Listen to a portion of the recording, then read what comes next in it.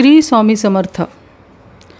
गुरुर्ब्रह्मा गुरुर्विष्णू गुरुर्देव महेश्वरा, गुरु साक्षात परब्रह्म तस्मै श्री गुरवे नमः. गुरुपौर्णिमा ही गुरु शिष्याच्या नात्याचे, प्रेमाचे, आदर्शाचे प्रतीक मानले जाते. गुरुवर प्रेमाचा, आदराचा, भक्तीचा वर्षाव करून त्यांच्या कृपेस, आशीर्वादास प्राप्त करण्याचा हा दिवस म्हणजे शुभ पुण्यदायी योगच होय. सर्व विद्या, वेद, पुराणे यांचे माहेरघर, मूळ स्रोत, आद्य गुरु म्हणून महर्षी व्यास यांचे स्थान अनन्यसाधारण आहे. म्हणून गुरुपौर्णिमेस व्यास पौर्णिमा असेही संबोधले जाते. अशा या महत्त्वप्राप्त तिथीस व्यासांचे, गुरुजनांचे, आध्यात्मिक गुरूंचे पूजन केले जाते. त्यांच्याकडून गुरुमंत्र, दीक्षा, शिक्षण घेतले जाते. गुरूंबद्दल श्रद्धा, कृतज्ञता व्यक्त करण्याचा हा दिवस आहे. या दिवशी गुरुची विधिवत पूजा केली जाते.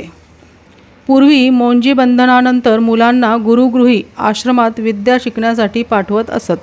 गुरु मन लावून सर्व विद्या शिकवत. व्यक्ती नाशवंत आहे, पण विद्या ही अक्षयधन आहे.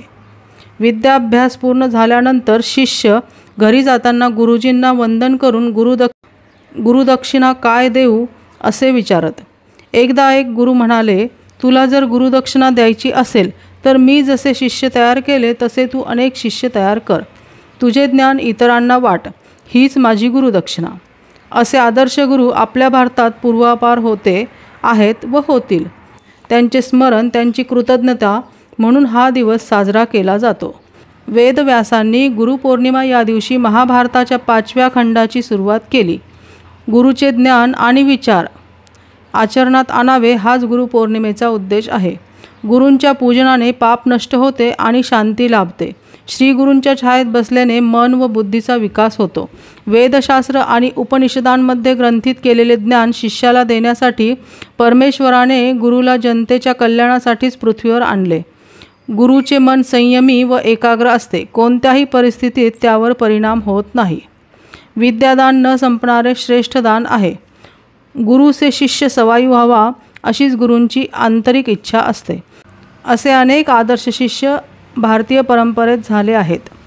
श्रीरामांचे गुरु वसिष्ठ व विश्वामित्र, श्रीकृष्णाचे गुरु सांदीपनी, कौरव पांडव एकलव्याचे गुरु द्रोणाचार्य, ज्ञानेश्वरांचे गुरु निवृत्तीनाथ, निवृत्तीनाथांचे गुरु गहिनीनाथ, गोरक्षनाथांचे गुरु मच्छिंद्रनाथ, एकनाथांचे गुरु जनार्दन स्वामी, विवेकानंदांचे गुरु श्रीरामकृष्ण, शिवरायांचे गुरु संत तुकाराम, कल्याण स्वामींचे गुरु संत रामदास असे अनेक गुरु आपल्याला दिसून येतील. आत्मज्ञान हे सद्गुरूंचे स्वरूप आहे. गुरु म्हणजे अढळ श्रद्धा. अढळ श्रद्धेने सर्व साध्य होते. गुरु हा ब्रह्मदेवाप्रमाणे सद्गुणांचा पोषक व महेश्वराप्रमाणे दुर्गुणांचा संहारक आहे. मानवाच्या अज्ञानी आसुरी वृत्तींवर संयम ठेवावा लागतो. ही संयमाची प्रेरणा मानवाला गुरुपासून मिळते. जीवनात खरा मार्गदर्शक गुरुच असतो.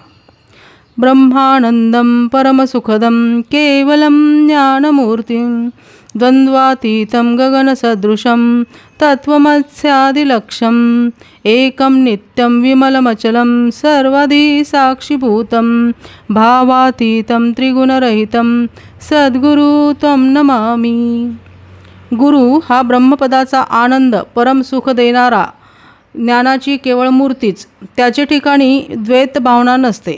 आकाशासारखा विशाल हृदयाचा मूलतत्व मीच आहे ही जाणीव असणारा, नित्य आहे, त्याला अंत नाही, विमल शुद्ध ब्रह्मज्ञानी, सर्व ठिकाणी साक्षीभूत असणारा, सत्व रज तमाच्याही पलीकडे असणारा असा आहे. गुरुपूजन हे सत्याचे पूजन, ज्ञानाचे पूजन व ध्यानाचे पूजन असते. गुरुच्या सान्निध्यात राहून शिष्य नम्रता, जिज्ञासा, सेवाभाव शिकतो. ज्ञानाचे अमृत पिऊन तृप्त होतो. मनुष्याच्या जीवनसागरात गुरु हा दीपस्तंभ असतो. तसाच जीव व शिव यांचे मिलन घडवून आणणारा गुरु हा साक्षात परब्रह्मच होय. पिंड ब्रह्मांडात्मक ज्ञान म्हणजे मानवी जीवनातील अंतर्बाह्य व व्यवहाराविषयीचे ज्ञान. सद्गुरूंच्या ठिकाणी असते. जगातील प्रत्येक गोष्ट, कार्य, व्यवहार घडून येण्याकरता विशिष्ट शक्तींची आवश्यकता असते. अखिल विश्वाचा, संपूर्ण जगताचा सर्वांगीण कारभार सुरळीत चालण्यासाठी विशिष्ट शक्तींची म्हणजे बलाची आवश्यकता असते. त्यालाच आत्मिक बल असे म्हणतात. पिंड ब्रह्मांडातील कार्याचा समतोल राखण्यासाठी आत्मिक बलाची क्षमता स्थिर राहण्याकरिता करावे लागणारे प्रयत्न, क्रिया फक्त सद्गुरूच करतात.